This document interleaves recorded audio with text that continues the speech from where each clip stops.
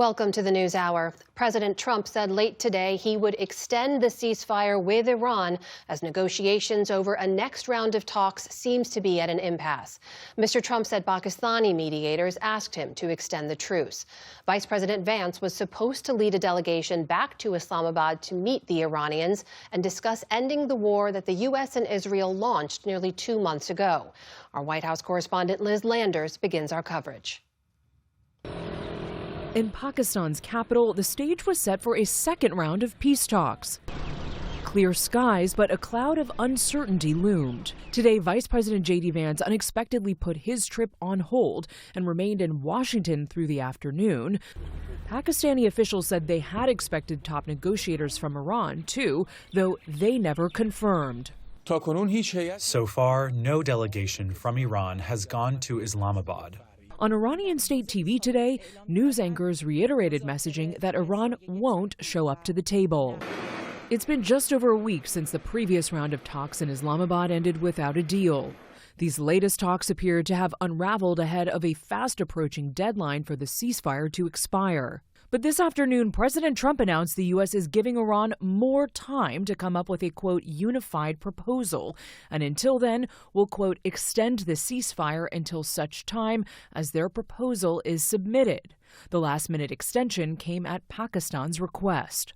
On Monday, the man leading Tehran's delegation, Mohammad Bagher Ghalibaf, accused Trump of turning the negotiating table into a, quote, table of surrender, and that Iran has, quote, new cards on the battlefield it's prepared to reveal. But on the ground in Iran's capital, people remain divided on whether Iran should negotiate an end to the war. The talks will bear fruit. There may be some back and forth for a few days, but they will ultimately yield results. While others are more skeptical. Why should we negotiate when the other side is lying? Why? When Trump says that whatever he says must be done, why should we accept it? And on the Indian Ocean today, the U.S. military intercepted and boarded what the Pentagon says is another sanctioned oil tanker. Now, nearly 10 days into the U.S. naval blockade of Iranian ports, it's the 28th such ship to be stopped by the blockade and the first outside the Middle East. In turn, Iran's foreign minister this afternoon called the U.S. blockade, quote, an act of war and a violation of the ceasefire. That came after President Trump said Iran has, quote, violated the ceasefire numerous times. Meantime, in Israel, the country came to a standstill for 2 minutes, marking its Memorial Day. Prime Minister Benjamin Netanyahu lauded Israel's military campaign against Iran and its proxy groups. Together with our great friend, the United States, we crushed and advanced the machine of destruction of the Iranian regime. We pushed away from us an immediate existential threat. But he also denounced an incident in southern Lebanon where an Israeli soldier photographed another smashing a statue of Jesus with a sledgehammer. The image went viral over the weekend, and today, the IDF said both soldiers had been removed from combat duty and are being held in detention for 30 days. All that as the IDF today claimed that Hezbollah had violated their ceasefire with Israel after firing upon soldiers in southern Lebanon and launching a drone toward Israel. Back in Islamabad, mediators awaited U.S. and Iranian delegations that may never arrive. One more roadblock on the path to peace. For the PBS News Hour, I'm Liz Landers.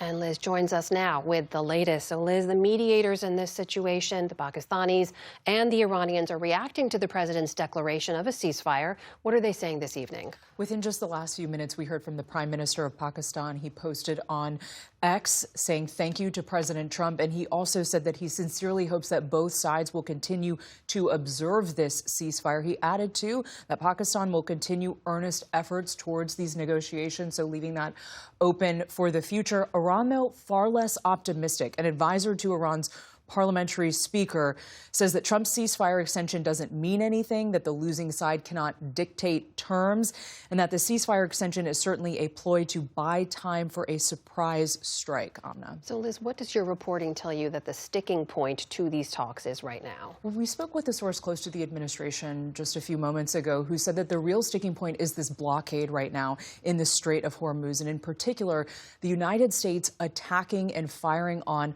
that Iranian ship just a few days ago. That ship was waiting in the Gulf of Oman to go into the strait. The U.S. military boarded that ship. Allegedly, that boat had dual-use goods on board, so potentially chemicals to make Iranian missile production, which is why the U.S. Navy intervened there. Iran wants the issue of this blockade to be fixed before they meet with the Americans again. But this source was telling us that the Trump administration has no desire to change anything about the blockade right now. President Trump made that pretty clear in his Truth Social post that we saw earlier today.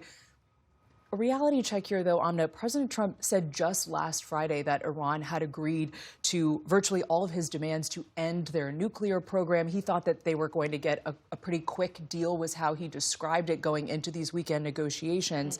Iran immediately said that they didn't.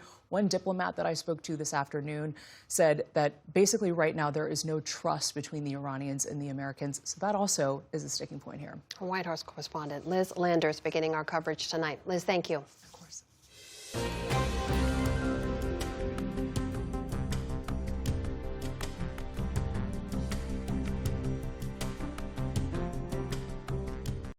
Support journalism you trust. Support PBS News.